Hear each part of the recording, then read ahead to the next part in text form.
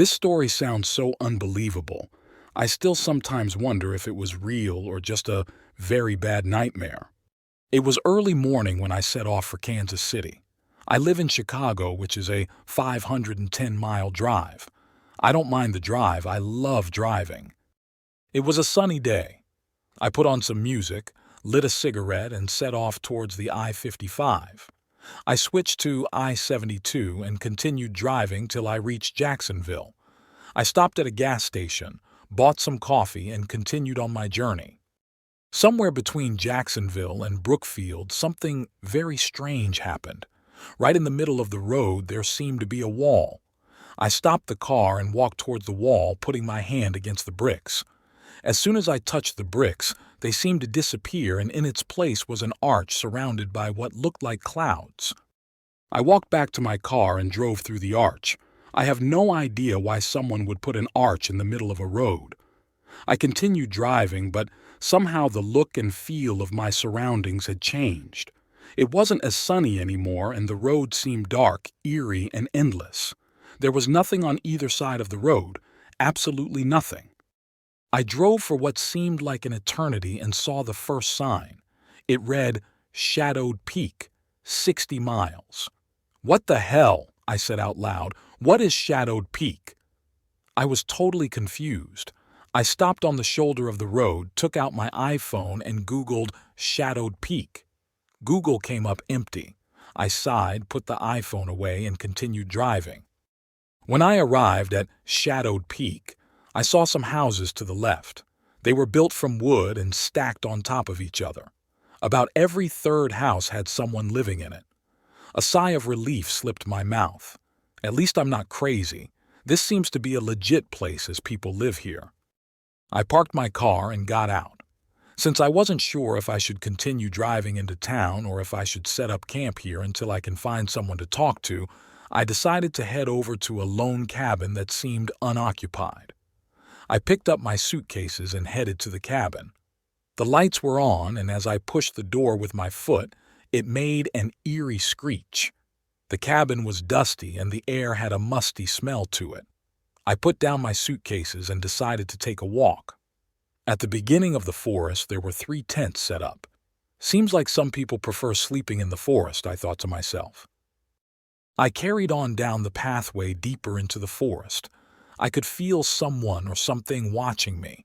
I could feel 1,000 eyes burning on my back. It made the hair on my neck stand up. My heart was racing. I should head back, I said out loud to the trees. Turning on my heels, I headed back to the cabin. As I reached the stairs, I heard a twig break. I slowly turned around.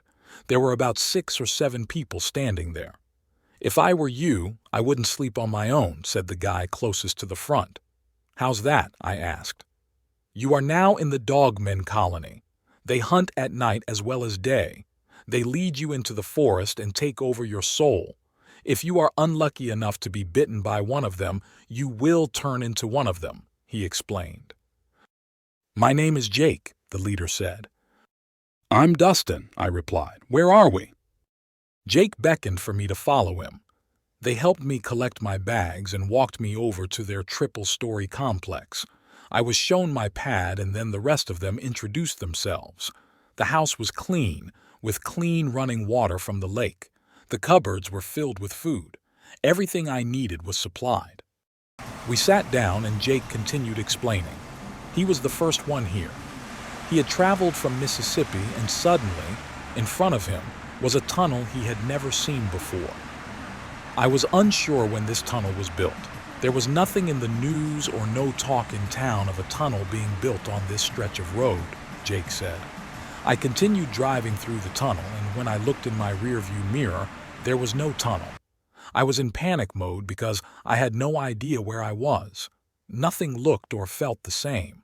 Only when I saw the road sign saying Shadowed Peak, it dawned on me that I may have driven through a gate into another world. I've been stuck here ever since. There is no way out. "I was on my way to a conference in Texas," Rodney said, "when I saw what looked like a hole in the atmosphere in front of me. It was surrounded by bright light. I was driving so fast that I didn't have time to stop and was through this Gate before I knew it, he continued.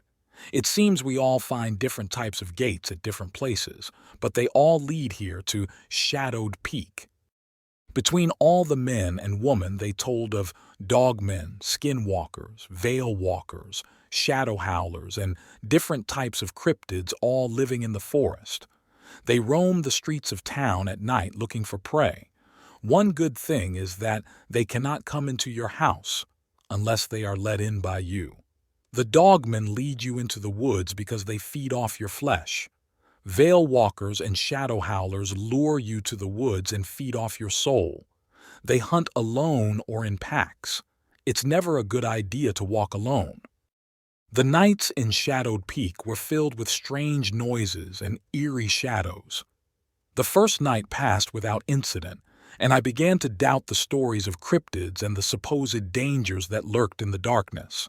However, as the days turned into nights, reality set in. One evening, as the sun dipped low, Jake gathered the newcomers in the town square. He spoke with a stern expression. "Tonight, you'll witness the reason why we don't roam the streets after dark.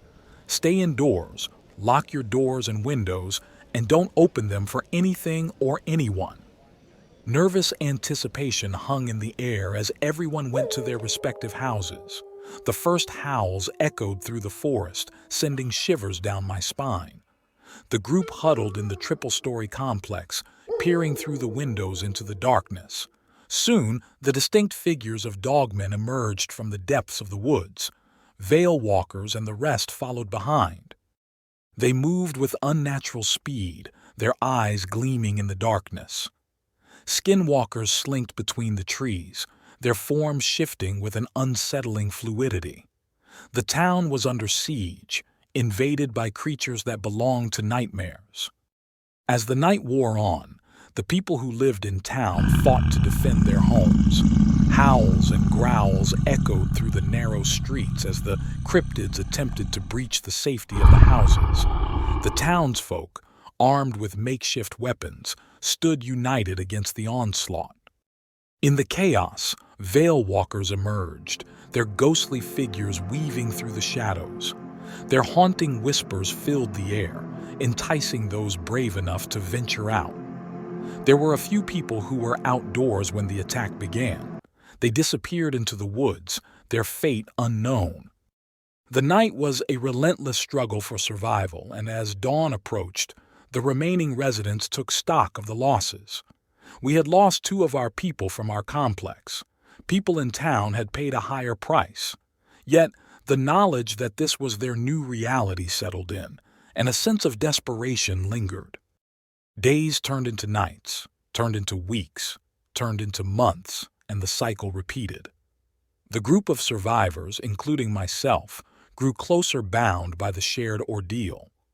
We became a family of sorts, leaning on each other for support in the face of the cryptid threat.